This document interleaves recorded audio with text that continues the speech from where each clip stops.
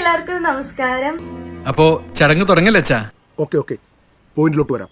Big Boss season 7 cup വാങ്ങിക്കൊടുത്ത PR ദിനസാറിനും ടീമുകൾക്കും എന്റെ അഭിനന്ദനങ്ങൾ. എന്താണ് തമാശയാക്കാണ്? അല്ല തമാശയാക്കാണ്, അങ്ങനെ ആക്കണ്ട. പിന്നെ ബിഗ് ബോസ് ഹൗസിന്റെ ഉള്ളിൽ ഞാൻ കയറിയതിനു ശേഷം 3-ാമത്തെ ദിവസം ഞാൻ അറിയാതെ എന്റെ അച്ഛന്റെ കയ്യിൽ നിന്ന് 1.5 ലക്ഷം രൂപ വാങ്ങിച്ച് സോഷ്യൽ മീഡിയയിൽ എനിക്ക് എന്തോ വലിയ റീച്ചൊക്കെ ഉണ്ടാക്കി തരാമെന്ന് പറഞ്ഞ് PR പണി എടുക്കാമെന്ന് പറഞ്ഞിട്ട് ദിനസാറ് PN പണിയാണ് തന്നത്. അയ്യോ, ഒരാളോട് ഒരു സ്പെഷ്യൽ താങ്ക്സ് പറയാൻ മറന്നുപോയി. അതായത് സീസൺ 5 വിനസാർ PR പണി എടുത്ത് വിജയിപ്പിച്ച അഖിൽ മാരാരനോട്.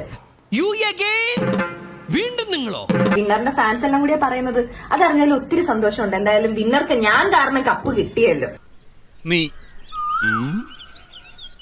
എനിക്ക് 2 ദിവസമായിട്ട് ഉണ്ടക്കണ്ണും തള്ളിപ്പിടിച്ച് ഒരു പെൺകുട്ടി മാരാരെ പറ്റി പറയുന്ന ഒരു വീഡിയോ എനിക്കിങ്ങനെ അയച്ചു തന്നിട്ട് മറുപടി കൊടുക്കും മാരാരെ എന്ന് പറഞ്ഞിട്ട് ഫ്ലാഷ് ബാക്ക്.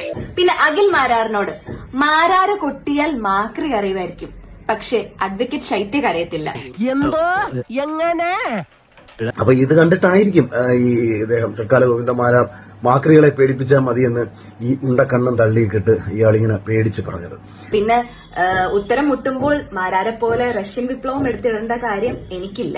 പോളണ്ടിനെ പറ്റി നീ ഒരക്ഷരം മിണ്ടരുത്, എനിക്കത് ഇഷ്ടമല്ല.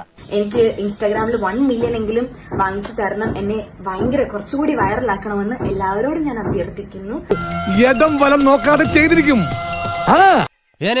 ഞാൻ പോകുന്നു. ബൈ.